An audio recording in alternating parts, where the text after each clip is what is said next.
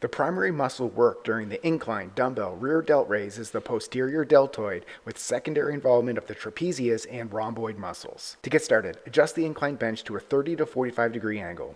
Grab a pair of dumbbells and sit on the incline bench with your chest against the pad and your legs extended behind you with your toes firmly planted into the floor. Let your arms hang straight down towards the floor while holding the dumbbells in each hand with an overhand palms facing in grip. Exhale as you engage your core muscles to stabilize your body and maintain a neutral spine, then lift the dumbbells out to the sides, leading with your elbows until your arms are parallel to the ground with a slight bend in your elbows. Focus on squeezing your rear deltoid muscles as you lift, keeping your shoulder blades retracted throughout the movement.